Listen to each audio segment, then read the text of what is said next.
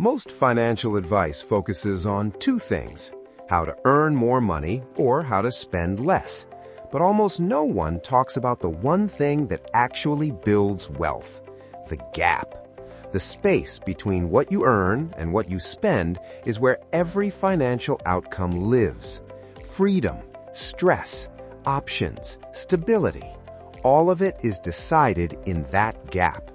And here's the uncomfortable truth: you can earn a high income and still have no gap at all. Intro. People love to talk about income because it feels impressive.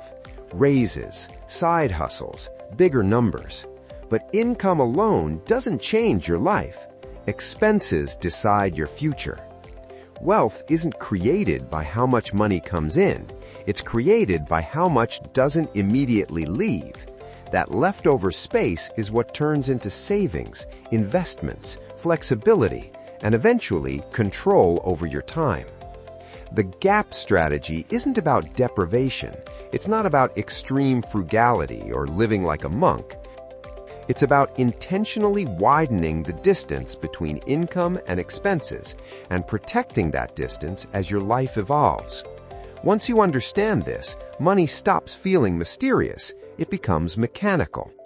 Why the gap matters more than income. Two people earn the same salary. One feels constantly behind. The other feels calm and stable.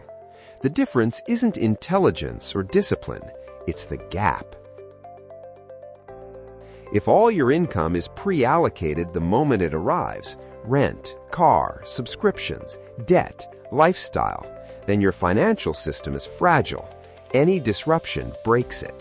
But when there's space, even small space, money becomes a buffer instead of a pressure. That buffer absorbs mistakes. It buys time. It gives you options. The gap isn't excess. It's oxygen. The trap of income expansion. One of the biggest mistakes people make is assuming that income growth automatically widens the gap. It doesn't. Lifestyle inflation is automatic. Expenses rise quietly. Better apartment, nicer car, more convenience, higher expectations. Nothing feels extravagant, but suddenly every raise is spoken for. This is why so many high earners feel just as stressed as they did before. The gap never grew. The gap strategy requires something counterintuitive, resisting the urge to scale your life at the same pace as your income. Not permanently, just intentionally. Step 1. Freeze your baseline. The first move isn't cutting everything. It's identifying your baseline. What does your life actually require to function comfortably? Not luxuriously, not impressively, comfortably. Housing, transportation, food, insurance, utilities, basic enjoyment. Once you identify that baseline, you treat it like a fixed structure. You don't automatically upgrade it every time income increases. This single decision changes everything, because now income growth flows into the gap instead of disappearing into new obligations. Step 2. Capture raises and windfalls first. Most people spend raises before they even feel them. The money hits their account, expenses expand, and the gap stays the same. The gap strategy flips that order. When income increases, the first thing that grows is the gap. You redirect a portion immediately before your lifestyle adapts. This isn't about punishment. It's about capturing momentum. Raises are rare. Windfalls are unpredictable. If you don't lock them in early, they vanish. Why small gaps beat big incomes. A small but consistent gap beats a large income with none. Why? Because consistency compounds. A gap that exists every month builds habits. Habits build systems. Systems build wealth without constant willpower. Big incomes without structure require constant discipline, and discipline eventually breaks. The goal isn't to win one month. It's to make progress inevitable. The psychological power of the gap. Something interesting happens when the gap grows. Money stops feeling urgent. You're not counting days until payday. You're not panicking about small expenses. You're not mentally juggling bills. That mental space matters more than people realize. Financial stress consumes attention. Attention is energy. When that energy is freed, you make better decisions, not just about money, but about work, health, and relationships. The gap buys clarity. Cutting expenses without feeling deprived. Most expense cutting fails because it targets comfort instead of inefficiency.